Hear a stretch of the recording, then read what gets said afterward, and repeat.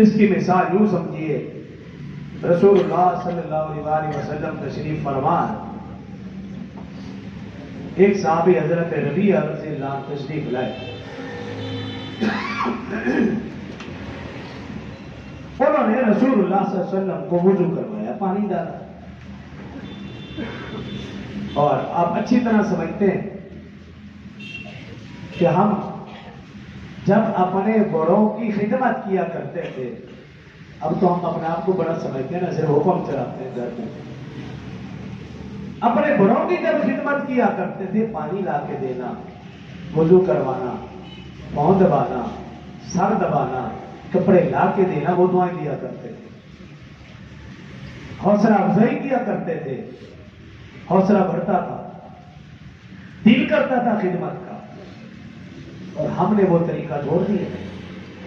اور اس لیے ہماری خدمت کرتے بھی نہیں، زبردستی کروانی پڑتی ہے، کہنا پڑتا ہے۔ تو رسول اللہ صلی اللہ علیہ وسلم کی عادت مبارکہ تھی،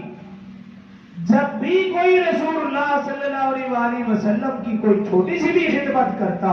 دیروں دعا دیتے۔ حضرت ربیعہ رضی اللہ رسول اللہ صلی اللہ علیہ وسلم کو وضو کروایا، وضو مکمل فرمانے کے بعد رسول اللہ صلی اللہ علیہ وسلم نے فرمایا، اے ربیعہ مانگ، تو کیا مانگتا ہے؟ اب حضرت ربیعہ صحابی ہیں، جلیل القدر صحابی، رسول اللہ صلی اللہ علیہ وسلم کے مزاج شناس تھے،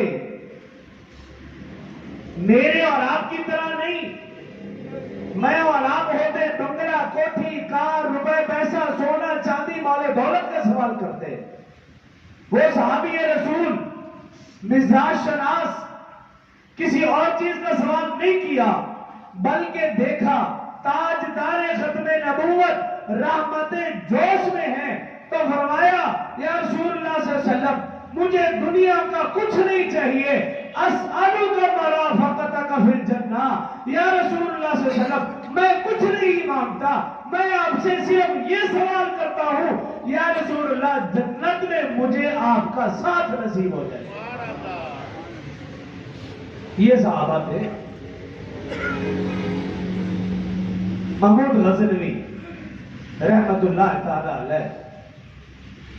مارز یہ کر رہا ہوں، ساری عبادات کے اوپر جنت کا وعدہ،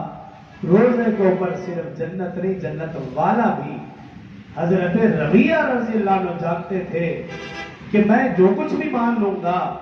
جو کچھ بھی مانگوں گا، تو اس سے کبھی پوری نہ ہوگی، جب میں رسول اللہ صلی اللہ علیہ وسلم کی رفاقت مان لوں گا تو دنیا اور آخرت کی ساری نعمتیں مل جائیں گی۔ اس لیے انہوں نے رسول اللہ صلی اللہ علیہ وسلم سے دنیا اور آخرت کی سب سے بڑی نعمت کا سوال کیا۔